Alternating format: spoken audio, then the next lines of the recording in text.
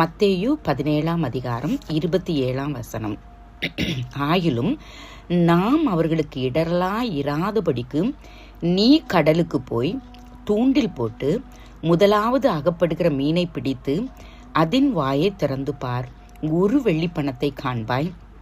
அதை எடுத்து எனக்காகவும் உனக்காகவும் அவரிடத்தில் கொடு என்றார். ஆண்டவர் அவர் கடைசியில் நடக்க போகிற அவருடைய பாடு மரணத்துக்கு முன்பதாக நடக்க போகிற காரியங்களை குறித்து அவர்களுக்கு சொல்லிட்டு அவர் கப்பர்நகூமுக்கு வரும்போது அவர் சொல்கிறார், நான் கொலை செய்ய பண்ண போகிறேன், 3ஆம் நாளில் உயிர் தெழுந்திருப்பேன் அப்படின்னு சொல்லும்போது அவங்க துக்கம் அடைகிறாங்க.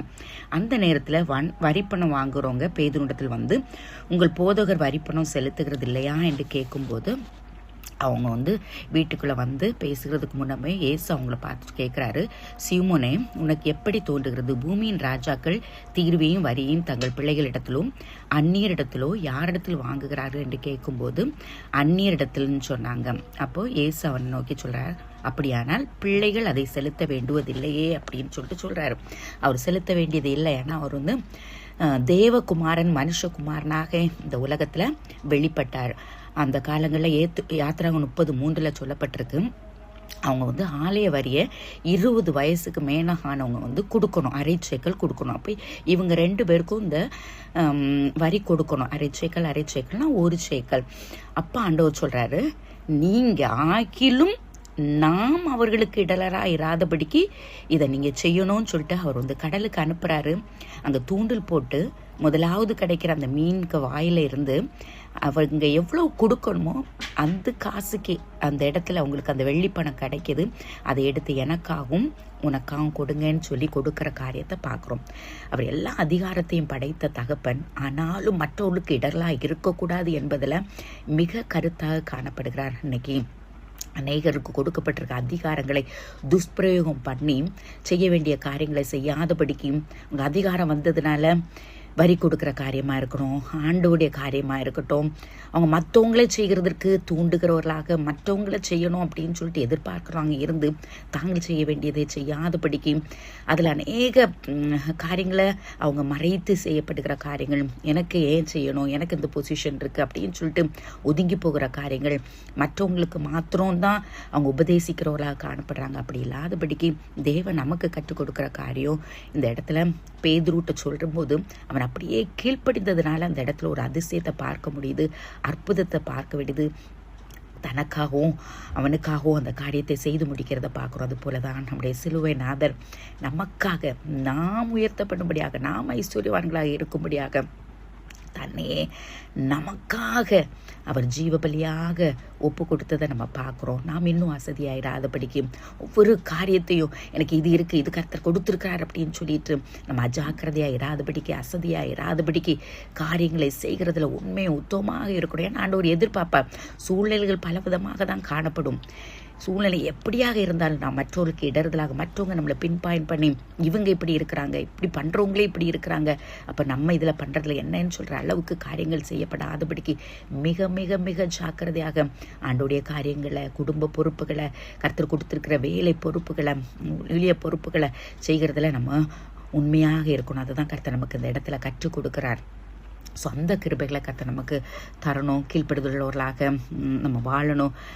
அப்படிப்பட்ட கிருபையை நமக்கும் நம்முடைய பிள்ளைகளுக்கும் ஊழியக்காரர்களுக்கும் தேசத்துடைய ஒவ்வொரு அதிகாரிகளுக்கும் கற்றுத் தரணும்னு சொல்லிட்டு இந்த நேரத்தில் ஜெபிக்கலாம். என்னென்ன துன்பம் வந்தாலும் நான் கலங்கிடவே மாட்டேன். யார் என்ன சொன்னாலும்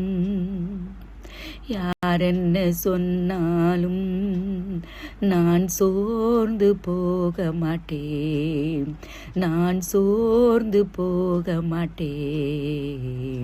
கிறிஸ்துவுக்குள் வாழும் எனக்கு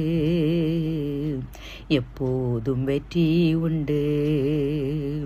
கிறிஸ்துவுக்குள் வாழும் எனக்கு எப்போதும் வெற்றி உண்டு. ஆம் தகப்பனே, அப்பாவுடைய பிள்ளைகளாக உங்களுக்குள்ளே வாழும்போது, உங்களுடைய வார்த்தைகளுக்கு கீழ்ப்படிந்து வார்த்தையில் நிலைத்து இருக்கும்போது சுவாமி, அநேக கனிகளை கொடுக்கிறவர்களாக இந்த உலகத்தில் ஒரு சாட்சியுள்ள பிள்ளைகளாக எங்களுக்கு கொடுத்திருக்கிற காரியங்களை உண்மையாக நாங்கள் வாழ்வதற்கு எந்த விதத்திலும் சாக்குப்போக்கு சொல்லி இதில் எங்களுக்கு செய்ய வேண்டியது என்ன இருக்குது, நாங்கள் செய்ய வேண்டியதில்லை, அவங்க செய்தால் போதும், எங்களுக்கு இதில் என்ன காரியம் என்று சொல்லி நாங்கள் அசதியாக சோம்பலாக இராதபடிக்கு அனுதினமும் சுவாமி ஆண்டோடைய காரியங்களை செய்கிறதுல, குடும்ப பொறுப்புகளில், ஊழியங்களில், அப்பா கர்த்தர் தந்திருக்கிற உலக பிரகாரமான காரியங்களில் உண்மையாக இருக்க கர்த்தாவே நீங்கள் எங்களுக்கு கிருபத்தாங்க.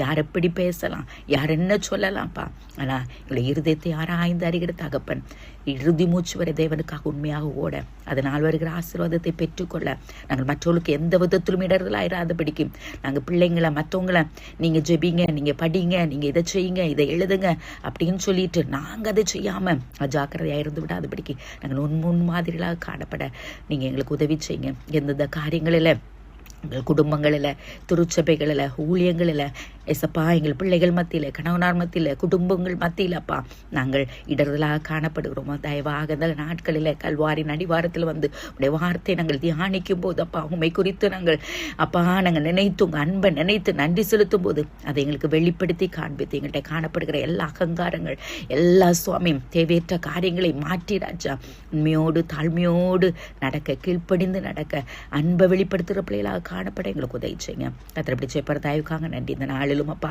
ஆலயத்தில் சென்று உண்மையோடு அப்பாவை ஆராதிக்க, தொழ, சேவிக்க, மகிமைப்படுத்த அப்பாவை நாங்கள் கண்டு கொள்ள சர்வாதிகாரம் படைத்த தகப்பன் எங்களுக்குள்ள வாசம் பண்ணுவதற்கு, துதிகளின் மத்தியில் வாசம் பண்ணுவதற்கு, ஆண்டவரே எங்கள் துதிகளை பிரியப்படுவதற்கு இறங்கி வருகிற அந்த இடத்துல சுவாமி எங்களை நாங்கள் கர்த்தாவை தாழ்த்தி அர்ப்பணித்து உயித்து ஆராய்ந்து சுவாமி ஆராதித்து துதித்து மகிழ்ந்து நன்மைகளை பெற்றுக்கொள்ள, கிருபைகளை பெற்றுக்கொள்ள, புதுபலனை பெற்றுக்கொள்ள கர்த்தர் எங்களுக்கு உதவி செய்யுங்க.